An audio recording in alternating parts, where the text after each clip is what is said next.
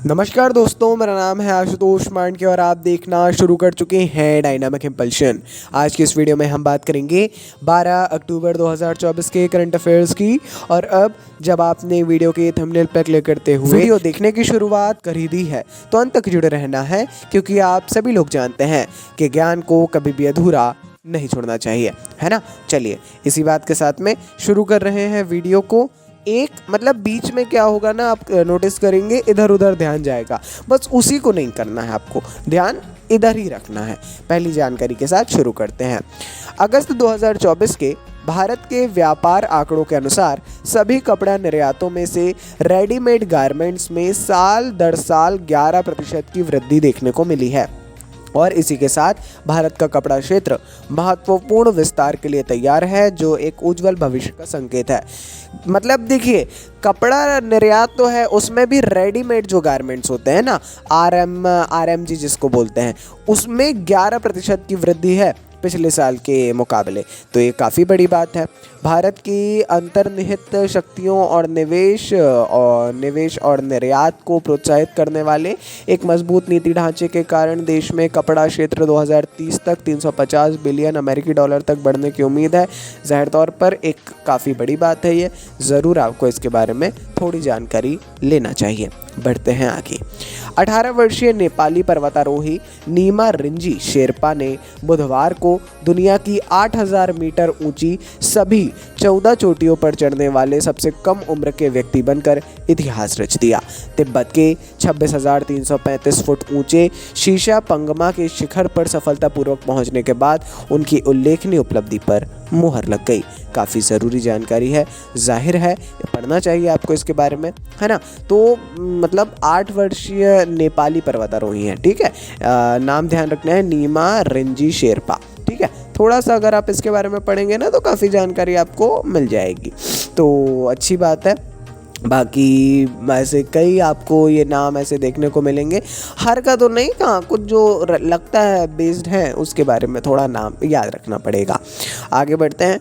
भारत ने 2 अक्टूबर से 6 अक्टूबर तक जो है ड्रेसडेन जर्मनी में आयोजित विशेष आहार उपयोग के लिए पोषण और खाद्य पदार्थों पर कोडेक्स समिति के 44वें सत्र में भाग लिया।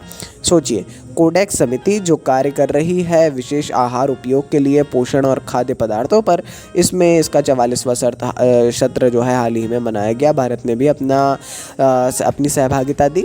एक प्रमुख योगदानकर्ता के रूप में भारत ने महत्वपूर्ण एजेंडे वस्तुओं पर महत्वपूर्ण हस्तक्षेप किए, बातचीत की, अपनी बातों को रखा, और भारत ने मतलब अपना वहाँ पर भी एक विशेष योगदान दिया, है ना। जो भारत देता आ रहा है हर मुद्दे पर एक कुछ ना कुछ भारत का भी प्रतिनिधित्व होता है। आगे बढ़ते हैं, अगली जानकारी ये काफ़ी ज़रूरी जानकारी है। संयुक्त राष्ट्र महासभा ने 2025 से 2027 तक के कार्यकाल के लिए 47 सदस्यीय मानवाधिकार परिषद के लिए 18 नए सदस्यों को चुना है। यह निर्णय हाल ही में आयोजित एक गुप्त मतदान के माध्यम से लिया गया। देशों ने मतदान किया किस किस को लेना चाहिए, जिसमें Benin, Bolivia, Colombia, Cyprus, Qatar और थाईलैंड जैसे देशों के नवनिर्वाचित सदस्य शामिल हैं। ये पूरे नहीं है, पूरे तो जानना है आपको, 18 नए आए हैं। ये जो नवनिर्वाचित सदस्य हैं 1 जनवरी 2025 को अपना 3 साल का कार्यकाल शुरू करने वाले हैं।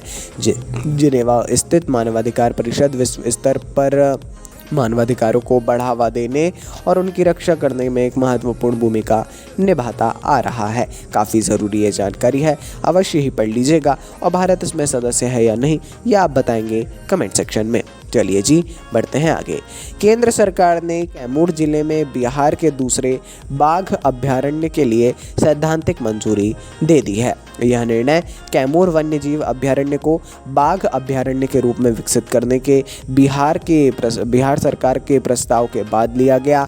पश्चिम चंपारण में वाल्मीकि टाइगर रिजर्व अब तक बिहार का एकमात्र बाघ रिजर्व था, परंतु अब जो है दूसरा बाघ अभयारण्य जो टाइगर रिजर्व है वो आपको देखने को मिल जाएगा। काफ़ी अच्छी बात है, कैमूर वन्यजीव अभ्यारण्य को अब बाघ अभ्यारण्य के रूप में विकसित किया जाएगा।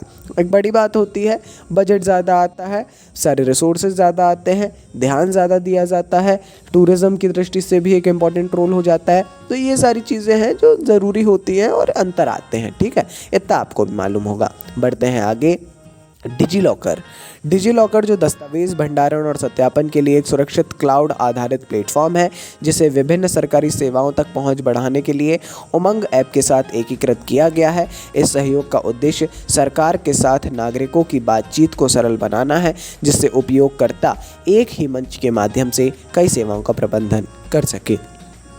इस एकीकरण का उपयोग करने के लिए उपयोगकर्ताओं को डिजी-लॉकर ऐप को अपडेट करना होगा, उमंग ऐप इंस्टॉल करना होगा और कई सेवाओं का आसानी से पहुंच होगी, है ना। काफ़ी अच्छी बात है ये। देखिए, नागरिकों को और ज़्यादा सुविधा देने और ज़्यादा लाभ प्रदान करने, एक तो डिजी-लॉकर और उमंग ये दोनों गवर्नमेंट के एक ऐसे ऐप है।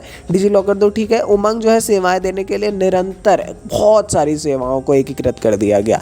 हाँ, उमंग का थोड़ा सा एडवर्टीजमेंट आपको कम देखने को अब मिलेगा, परंतु पूर्व में बहुत एडवर्टीजमेंट किया गया, है ना। शासन को जरूरी उसमें एडवर्टाइजमेंट में भी थोड़ा सा आप करना चाहिए मेरे अनुसार। बाकी अच्छा प्रयास है शासन का जो निरंतर जारी है।